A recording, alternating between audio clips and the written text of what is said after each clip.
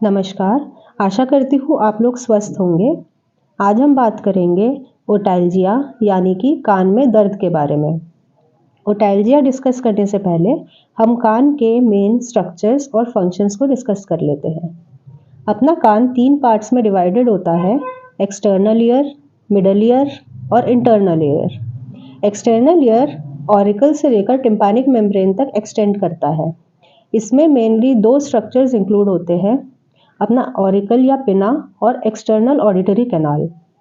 Tympanic membrane के बाद में मिडल ईयर शुरू होता है, जिसमें सुनने वाली 3 हड्डियां मेलियस, इनकस एंड स्टेपीज, कुछ ऑडिटरी मसल्स और यूस्टीशियन ट्यूब होती है।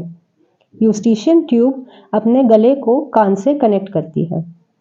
मिडल ईयर के बाद में इनर ईयर स्टार्ट होता है, जिसमें सेमीसर्कुलर कैनाल्स, वेस्टिब्यूल और कॉक्लिया होता है। इनर ईयर में फ्लूइड भी प्रेजेंट होता है। इनर ईयर नर्व्स के थ्रू ब्रेन से कनेक्टेड होता है। कान के 2 मेन फंक्शंस होते हैं, एक होता है बैलेंस और पोस्चर मेंटेन करना और दूसरा हियरिंग यानी कि सुनना। जब साउंड वेव्स अपने कान के पास में आती है तो अपना ऑरिकल सारी साउंड वेव्स इकट्ठा करके उसे एक्सटर्नल ईयर कैनाल में डायरेक्ट कर देता है। एक्सटर्नल ईयर कैनाल के थ्रू साउंड वेव्स पास करती है, फिर वो टिम्पैनिक मेम्ब्रेन से टकराती है, जिसकी वजह से टिम्पैनिक मेम्ब्रेन वाइब्रेट करती है।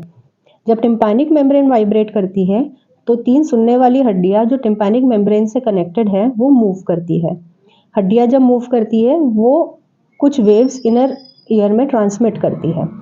ये वेव्स इलेक्ट्रिकल इम्पल्सेस में और नर्व इम्पल्सेस में कन्वर्ट होके ब्रेन तक पहुंचती है, जिसके वजह से हम कोई भी आवाज़ सुन पाते हैं।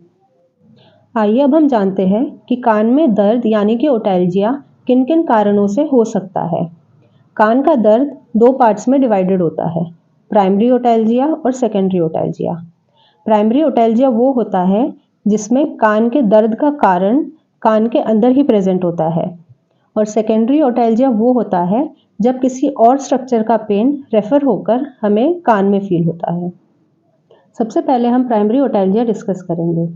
प्राइमरी ओटैल्जिया में हम ऑरिकल से स्टार्ट करते हैं।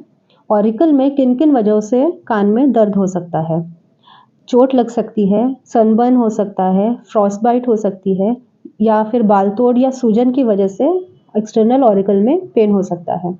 इसके बाद एक्सटर्नल ऑडिटरी कैनाल, इसमें दर्द हो सकता है जब हमारे कान में वैक्स इकट्ठी हो जाती है, या कोई फॉरेन बॉडी यानी कि कोई बाहर की कोई चीज़ कान में फंस जाती है, या फिर इस कैनाल की सूजन, इन्फेक्शन या बाल तोड़, इन वजह से भी दर्द हो सकता है। फिर मिडल ईयर की तरफ हम जाते हैं।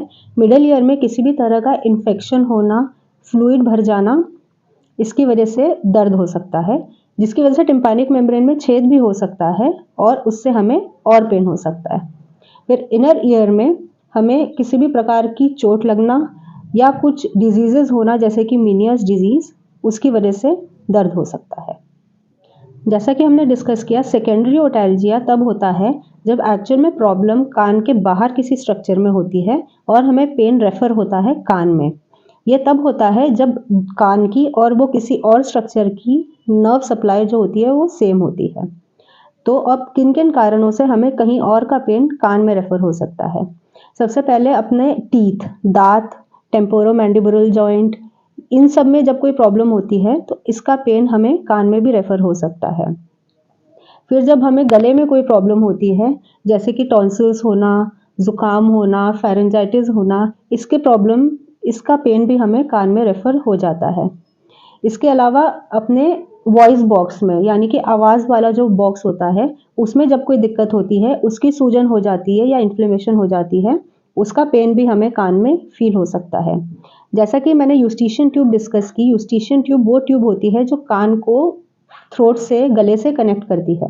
तो थ्रोट में जब कोई इन्फेक्शन होता है या हमें खांसी जुकाम हो जाता है, तो वो इन्फेक्शन हमें यूस्टीशियन ट्यूब के थ्रू कान में भी जा सकता है, जो कि कान में जाकर फिर ओटाइटिस मीडिया कॉज करता है और टिम्पैनिक मेम्ब्रेन में यानी कि कान के पर्दे में छेद कर सकता है।